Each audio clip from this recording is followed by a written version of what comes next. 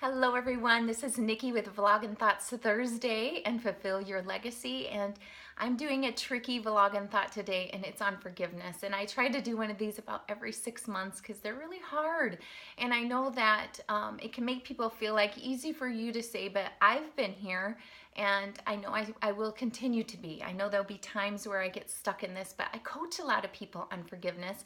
It's the 5th part of my book and coaching program is on forgiveness, and I see people do amazing things for their life by moving through past hurts. I mean, I wish I could call out their names so that you could see and know how they let Jesus work in their life and change and transform their life. So let's talk a little bit about forgiveness. I've been, of course, as I said, I've been wanting to do this for a while. Mixed feelings about it, but I know that it's coming. And so while I was preparing the last couple of weeks, I was waiting to kind of know how to go about it. And this verse came across me this morning. And so I thought, okay, I'm going to do it on this verse this morning. So it's Proverbs 27:3, and there's 3 things about this verse that I really want us to think about. And then also there's 3 topics in this video. So hang with me. The first topic is just kind of studying the verse. The second thing I want to go through is some problems we get into, and I'm going to label it rightful owner. And then the last thing is, what is our job then? And so in studying the verse, there are 3 things that really jumped out at me. So this verse, a stone is heavy, sand is weighty, but a fool's provocation is heavier than them both. Okay, so a stone is heavy. We understand that. If we go to pick up a stone and it weighs us down, we can hardly carry it anywhere, it's heavy, we know that, but we can see it and it makes sense.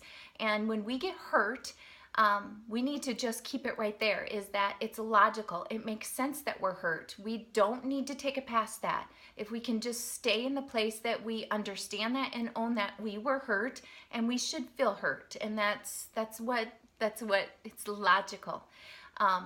Now the next thing, hang with me because I'll make this make more sense. The next thing is it talks about sand being weighty. And I think that's interesting because when you pick up sand, it might fall through your fingers and tiny little things and it doesn't weigh much, but when you put it all together, it is heavy. Have you ever tried to lift a sandbag? I mean, honestly, the idea that, sure, one big hurt, something someone does to us, weighs us down, and we get that.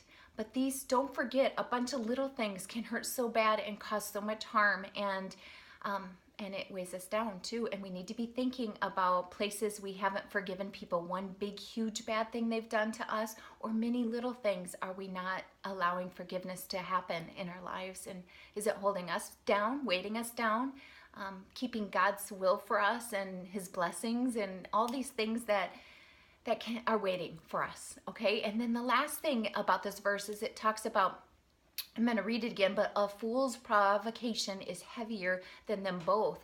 Interesting, right? So the word provocation, let's talk about that a little bit. It means speech or actions that have happened to you, provoked, but it has this tone of with intention. And that's what happens when we're trying to forgive someone. A lot of the time is we're like, they knew darn well what they were doing. And, sometimes we say things like, they didn't really know what they were doing, or, but we want to fight that. We want to say they did too. And I talk a lot about how we do know what we're doing, but we know with the life, the environment, the skills, the upbringing, the everything the place we're in right now. So yeah, when you look at yourself, you may think that none of that makes sense what happened, but you aren't in their lives. And these can even be people that are so close to us, a spouse, a parent.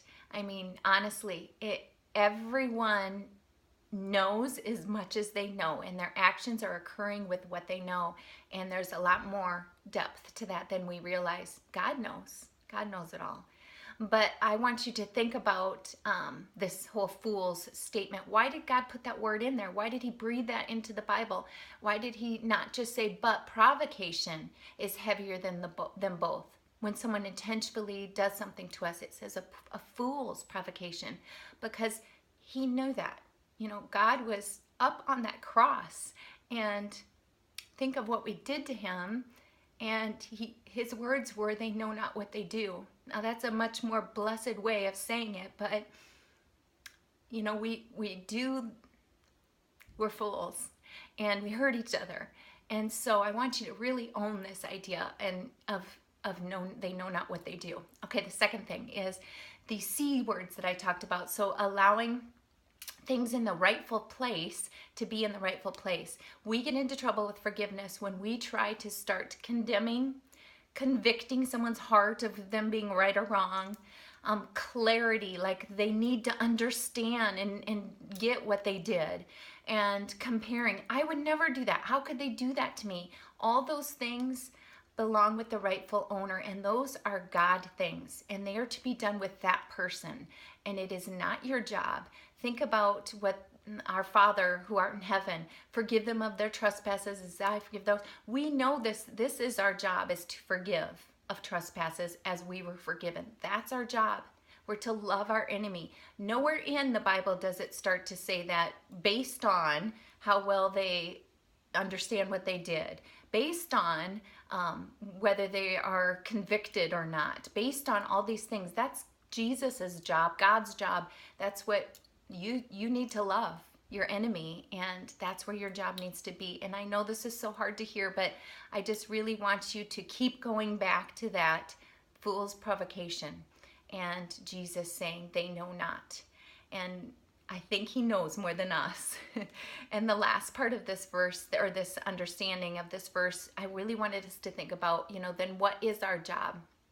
And so when we talk about this loving and stuff, I really want you to think on what not forgiving is doing, because Jesus wants us to live. And when we keep that sin in us, sin is not of life. Sin is heavy and dark, and it holds us down, and it keeps us from living. And he died so that we can live, and not only live, but have eternal life. And so all those spaces that are tucked in our heart from the hurts that we've had, whether it's a whole section filled up with a bunch of tiny little pieces of sand, or it's one big huge hurt that is weighing us down, it doesn't matter. It doesn't need to be there. It has nothing to do with their actions as much as it has to do with you letting Jesus heal that place and move on from it. So I know I feel like I've gotten on my soapbox a little bit. I'm so sorry, but I just see the people's lives transformed by their ability to get to this place of forgiveness. And I wanted to share a little bit of it with you today. So that is a Vlog and Thoughts Thursday, and I will see you next week.